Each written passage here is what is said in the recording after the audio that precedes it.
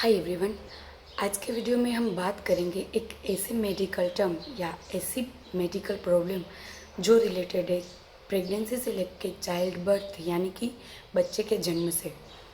इसका नाम है पोस्टपार्टम डिप्रेशन। ये बहुत कॉमन प्रॉब्लम है, पर कई मदर्स ऐसी है जो इनके बारे में जानती ही नहीं है, समझती ही नहीं है कि इस उसको ये प्रॉब्लम है, ये इस प्रॉब्लम से फेस हो रही है।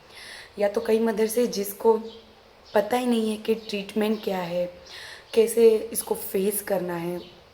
जो मुझे कई टाइम से फॉलो कर रहे हैं उनको पता होगा कि मेरे 1.5 साल के 2 बच्चे हैं। वो मेरा प्राइड है, मैं बहुत खुश हूँ उनके साथ। पर मैंने भी ये प्रॉब्लम को फेस किया था उनके बर्थ के बाद।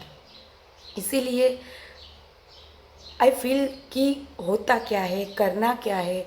कई ऐसी मदर्स है जो समझ नहीं पाती है कि ये प्रॉब्लम उसको हो रही है। एक लेडी के लिए प्रेगनेंसी और चाइल्ड बर्थ एक बहुत ही अच्छा फेज़ होता है, जिसमें उसका भी नया जन्म होता है और नई लाइफ स्टार्ट होती है। पर ऐसा क्यों होता है कि बर्थ के कुछ दिन बाद वो उदास रहती है, गुस्सा आता है, रोने लगती है छोटी छोटी बातों पे, किसी से मिलना नहीं चाहती है, बात करना नहीं चाहती है, या तो कहीं पे मन नहीं लगता।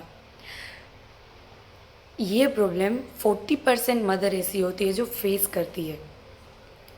जब चाइल्ड बर्थ होता है तब 2 या 3 दिन से लेके 1 या 1.5 साल के बीच में कभी भी ऐसा हो सकता है कि ये प्रॉब्लम एक मदर को आके हिट कर।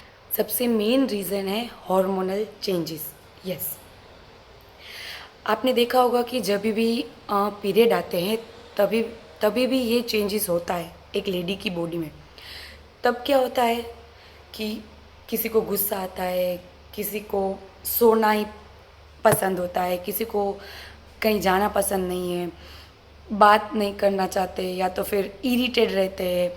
तो एक पीरियड के दौरान जित इतने हार्मोनल चेंजेस होते हैं, तो आप सोचो कि जब एक लेडी जो प्रेगनेंसी से लेके बच्चे को जन्म देती है उसके बीच में उसके उनकी बॉडी में कितने हार्मोनल चेंजेस हुए होंगे। और वो भी मोस्टली हैप्पी हार्मोनल चेंजेस होते हैं। जब प्रेगनेंसी रहती है तब से लेके चाइल्ड बर्थ तक हॉर्मोन्स जो हैप्पी हॉर्मोन्स होते हैं वो यहाँ तक रहते हैं, और सडनली चाइल्ड बर्थ के बाद वो हॉर्मोन्स यहाँ तक आ जाते हैं। तो इन दोनों के बीच में जो गैप रहता है ये डिफरेंट कवर करना बहुत इम्पोर्टेंट है। और इसी डिफरेंट की वजह से ये जो पोस्टपार्टम डिप्रेशन है वो आपको हिट करता है। पहले मैं अपनी बात करूँ तो मुझे क्या होता था, मुझे छोटी से छोटी बात पे रोना आता था, बहुत गुस्सा भी आता था कभी कभी। एक टेंशन रहता था कि मैं दोनों को कैसे हैंडल करूँगी, मैं कहीं उनको हर्ट ना कर दूँ, डायपर चेंज करते हुए या तो फिर नहलाते हुए या तो मालिश करते हुए कहीं उनको कुछ ऐसा ना हो जाए कि वो रोने लगे और मुझे पता ही ना चले।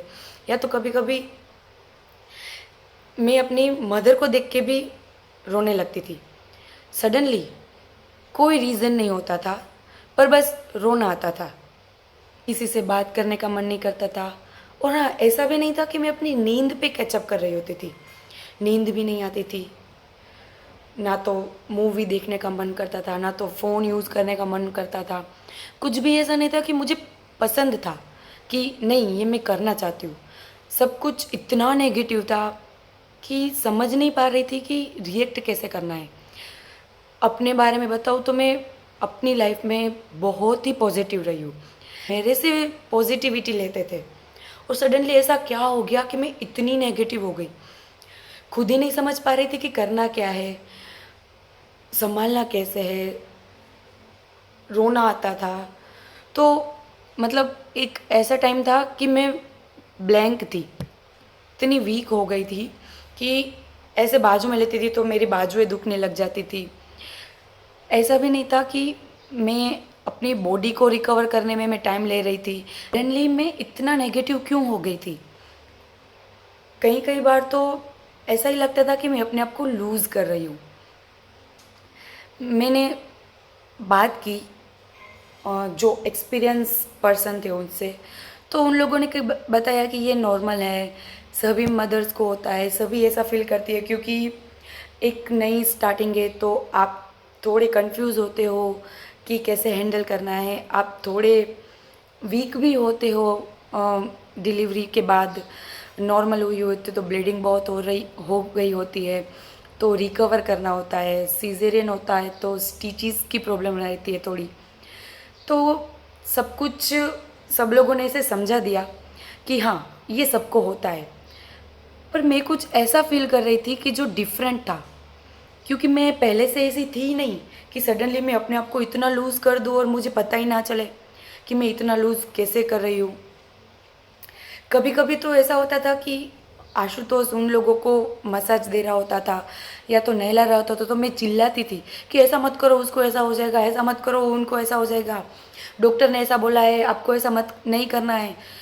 बाद में रियलाइज़ होता था कि गलत तरीका था समझाने का, ऐसा नहीं करना चाहिए था, पर उस टाइम पे मैंने चिल्ला दिया।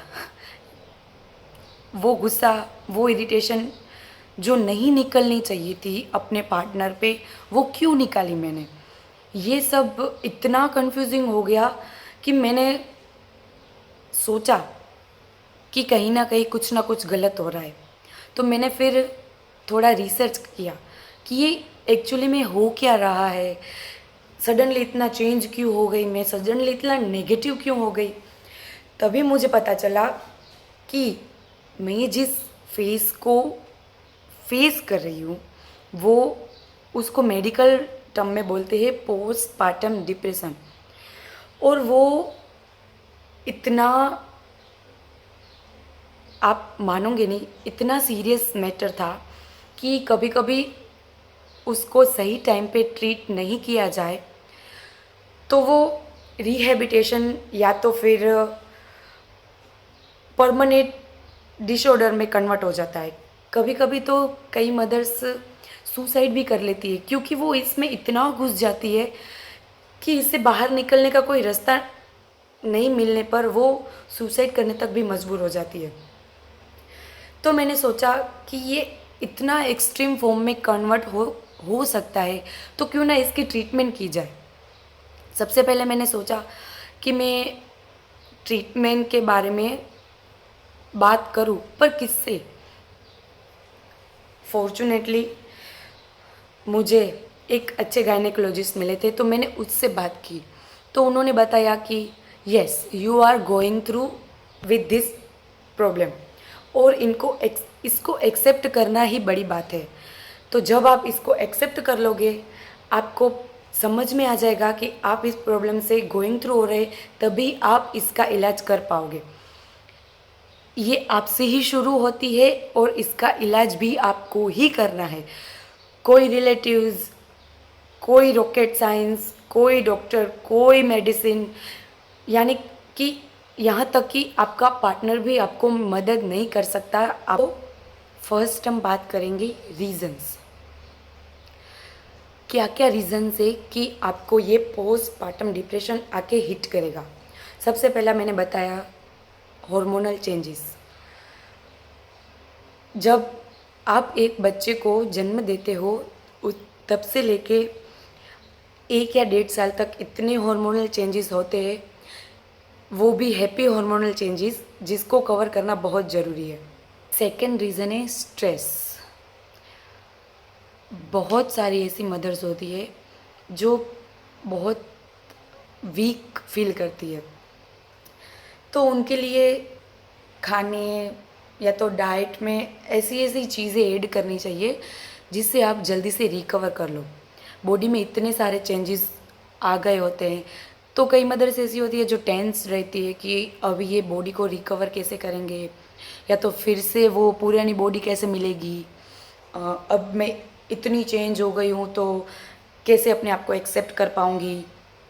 या तो फिर ब्रेस्ट फीडिंग को लेकर स्ट्रेस रहता है, किसी को नहीं आता है, किसी को थोड़े टाइम के बाद आता है, कोई बच्चा एक्सेप्ट करने में टाइम लगाता है, कोई मदर समझने में टाइम लगाती है, कोई किसी को पोजीशन पता नहीं चलती है कि कैसे ब्रेस्ट फीडिंग करवाना है, तो ये सारे प्रॉब्लम्स रहते हैं। किसी को ब्रेस्ट मिल्क के बारे में स्ट्रेस रहता है, नहीं आता है या तो कम आता है, बच्चा भूखा रहता है, बच्चा सोता नहीं है, सब कुछ बहुत ही मैसी रहता है अपने आसपास, तो वो समझने में टाइम लगता है। पर सब सब लोग ऐसा रिएक्ट करते हैं कि एक माँ को इतना जल्दी रिकवर हो जाना चाहिए कि जैसे 2 दिन हुए और वो खड़ी हो गई और सब कुछ करने लग गई। नहीं, ऐसा नहीं होता है। सबकी बॉडी, सबके हॉर्मोन्स, सबकी स्ट्रेंथ अलग अलग होती है। तो आपकी फ्रेंड या तो आपका कोई रिलेटिव 3 दिन में खड़ा हो गया तो आप भी 3 दिन में खड़े हो जाओगे, ये किसी ने लिख के नहीं दिया है। तो जो आपको ज्ञान दे रहे होते हैं इन सब चीज़ों के बारे में, उनको प्लीज़ आप मत सुनिए, क्योंकि सबकी बॉडी, सबकी स्ट्रेंथ डिफरेंट होने की वजह से आप अपने आप को किसी से कंपेयर मत कीजिए कि इनको 3 दिन में अच्छा हो गया था तो मैं क्यों 3 दिन में खड़ी होकर सब कुछ करने नहीं लग जाऊंगी। नहीं, आपकी बॉडी और आपकी स्ट्रेंथ का पता आपको ही है और किसी को भी नहीं है। नॉर्मली क्या होता है कि सब लोग बच्चे पे ध्यान देते हैं, मदर्स पे थोड़ा कम देते हैं। पर मेन रीज़न ये है कि मदर्स पे कम ध्यान देने की वजह से उनको कई टाइम पे सही अटेंशन नहीं मिल पा रहा होता है, या तो वो अकेला फील कर रही होती है, तो ये प्रॉब्लम आके उसको हिट करती है। कि बहुत ज़्यादा सोचने लगती है तो भी ये प्रॉब्लम आके उसको हिट करती है। तीसरा और बहुत रेयर होता है कि प्रीवियस डिप्रेशन हिस्ट्री हो। अब बात करते हैं सिम्टम्स के बारे में। आप कैसे पता लगाओगे कि आप ये प्रॉब्लम से गोइंग थ्रू हो रहे हैं? कई मदर्स ऐसी होती है जो ये समझती है कि ये सब नॉर्मल है, लाइक उदास रहना, छोटी छोटी बात पे रोना आना, इरिटेशन फील करना, किसी को बहुत नींद आती है, किसी को नींद ही नहीं आती है, किसी को अजीब अजीब से ख्याल आते हैं कि मैं कहीं बेबी को हर्ट ना कर दूँ, मैं एज अ मदर कहीं फेल ना हो जाऊँ, थकान फील करना, यानी कि समझो कि अपना मदरहुड वो एंजॉय नहीं कर पाती है। रीजंस और सिम्टम्स के बारे में तो बात कर ली। अब मोस्ट इम्पोर्टेंट बात, ट्रीटमेंट। देखो, इसमें कोई बड़ा रॉकेट साइंस नहीं है, या तो कोई ऐसा ट्रीटमेंट नहीं है कि आपको बच्चे को छोड़ के या तो फिर डॉक्टर के पास जाना पड़ेगा और वहाँ पे जाके ट्रीटमेंट लेना पड़ेगा। यस, डॉक्टर से बात करना बहुत ज़रूरी है, क्योंकि कभी कभी क्या होता है कि जो मेरे साथ हुआ वो ही आपके साथ हो रहा है, या तो फिर जो ट्रीटमेंट मैंने की वो आप करोगे तो फ़र्क पड़ेगा। ये ज़रूरी नहीं है। मैं ऐसी ट्रीटमेंट के बारे में बात करूँगी जो नॉर्मल, जो 40% महिला को दी जाती है। जब मैंने डॉक्टर से बात की तब उन लोगों ने बताया कि इसकी ट्रीटमेंट बहुत बहुत मतलब आप घर पे कर सकते हो और घर पे ही होगी ये ट्रीटमेंट, ना तो किसी दवाई से होगी, ना तो किसी ट्रीटमेंट सेंटर में जाके आपको ट्रीटमेंट लेनी पड़ेगी। ये प्रॉब्लम आपसे ही शुरू होती है तो आप ही इसका ट्रीटमेंट कर पाओगे। आपका पार्टनर भी इसमें आपको मदद नहीं करेगा। खुद से ही हुआ है तो खुद से ही करना है। 15 मिनट आपको सनलाइट में रहना है। कोई मतलब ऐसा नहीं है कि सनलाइट में ही रहना है या तो फिर छत पे जाके बैठ जाना है। नहीं, सनलाइट में रहने का मतलब है 15 मिनट आप अपने रूम से बाहर निकलो। अगर आप इंडियन मदर है तो आपकी आसपास जो लोग हैं वो आपको यही समझाएंगे कि बाहर नहीं निकलना है, अपने ही रूम में रहना है, बेबी को बाहर नहीं लेके जाना है। तो क्या होता है कि आप कई दिनों तक अपने रूम में रहने की वजह से इतनी नेगेटिविटी आपको कवर कर लेती है कि आप इससे रिकवर होने के लिए बाहर जाना इम्पोर्टेंट है। तो मेरा पर्सनली सजेशन ये है कि आप दिन में 2 बार, सुबह और शाम, 15 मिनट के लिए बाहर चेयर रख के बैठो। कुछ भी करने की ज़रूरत नहीं है, सिर्फ अपने आप के साथ टाइम बिताओ। 15 मिनट सनलाइट लेने में इतनी पॉजिटिविटी मिलेगी कि आप वो पॉजिटिविटी अपने बेबी को भी दे सकोगे। दिन में 2 बार आप नारियल पानी पिए। होता क्या है कि जो हैप्पी हार्मोनल होते हैं वो डिफरेंट कवर करने में हमको टाइम लगता है, तो कोकोनट वाटर एक ऐसा है जो हैप्पी हार्मोनल को बढ़ावा देता है। तो तीसरा, डार्क चॉकलेट। यस, आपको पता है कि डार्क चॉकलेट स्ट्रेस को रिलीज़ करने में मदद करता है, तो आप डार्क चॉकलेट भी ले सकते हैं। था, आप अपनी हॉबी को फॉलो करो। 15 मिनट के लिए ही सही, पर आपको जो पसंद है आप वो करो। 15 मिनट के लिए अपने बेबी को, पार्टनर को दे के आपको जो पसंद है, लाइक रीडिंग, राइटिंग, कुकिंग, वो करो जो आपको एक पॉजिटिव एनर्जी देता है। ताकि फिर है बॉडी मसाज। ये इसीलिए मैं ज़्यादा रिकमेंडेड कर रही हूँ क्योंकि डिलीवरी के बाद जो वीकनेस, मसल्स की वीकनेस होती है, उसको रिकवर करने के लिए बॉडी मसाज सजेस्ट करते हैं। क्योंकि ये एक नेचुरल सोर्स ऑफ एनर्जी है जो आपकी बॉडी को जल्दी से रिकवर करके वापस रेगुलर मोड में लेके आएगा। उसके बाद बी विथ योर फ्रेंड्स जो पॉजिटिव है, ना कि नेगेटिव। बेबी के बाद बहुत ऐसे लोग होंगे जो उससे मिलने आएंगे, उसमें से आपको उसी के साथ टाइम स्पेंड करना है जो पॉजिटिव है, ना कि ये मत करो, वो मत करो, ये मत खाओ, वो मत खाओ, ऐसा ऐसा हो जाएगा तो फिर क्या करोगे, वैसा हो जाएगा तो फिर क्या करोगे। ऐसे लोगों के साथ बैठो ही मत कि जो आपको स्ट्रेस दे के जाए, ना कि आपका स्ट्रेस कम करके जाए। Good diet. अब आप बोलोगे कि डाइट कैसे फॉलो करें, ऐसा डाइट नहीं, मैं बात कर रही हूँ कि अच्छा खाओ, घी खाओ, पंजीरी खाओ, जिससे आपका ब्रेस्ट मिल्क सोर्स है वो ज़्यादा हो। कई लोग आपको ऐसा बताएंगे कि नई मदर्स ये नहीं खा सकती, नई मदर्स वो नहीं खा सकती, नई मदर ये नहीं कर सकती, ये यहाँ नहीं जा सकती, यहाँ नहीं बैठ सकती, ऐसे नहीं सो सकती। ऐसा कुछ भी नहीं होता। ये सारे रूल्स इसीलिए बनाए गए हैं कि नई मदर्स बीमार नहीं पड़ सकती। अगर आप बीमार हुए तो आपको मेडिसिन लेनी पड़ेगी और वो मेडिसिन ब्रेस्ट मिल्क के थ्रू आपके बेबी में जाएंगी। ये मेन रीज़न है कि नई मदर ये नहीं खा सकती और ये नहीं कर सकती। आपको आपकी स्ट्रेंथ और आपकी वीकनेस पता है, आपका बॉडी का स्ट्रक्चर आपको पता है कि आपको ये सूट करेगा या नहीं करेगा। आप अपने हिसाब से बैलेंस करके सब कुछ खा सकती है और सब कुछ कर सकती है। और सब कुछ करने में आपको जो हैप्पीनेस मिलेगी वो सब कुछ, ये मत करो, वो मत करो करने में जो नेगेटिविटी मिलेगी, वो जो आप करना चाहती है वो करके पॉजिटिविटी एक ऐसे वे में ले पाएगी कि ये डिप्रेशन आपको हिट नहीं करेगा।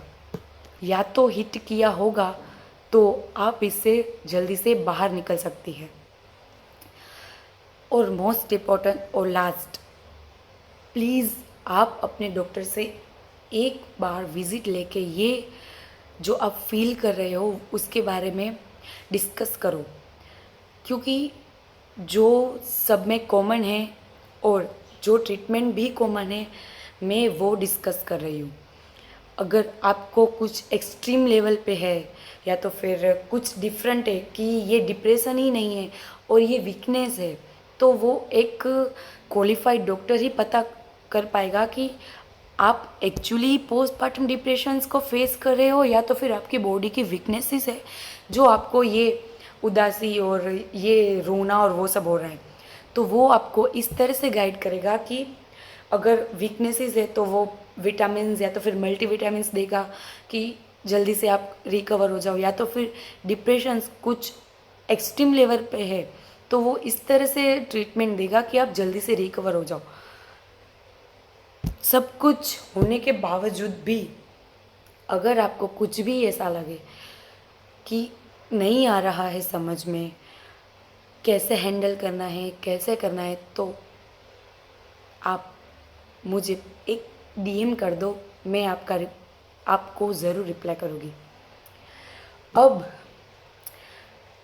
सिम्टम्स, ट्रीटमेंट्स, रीज़न्स सब कुछ हो गया।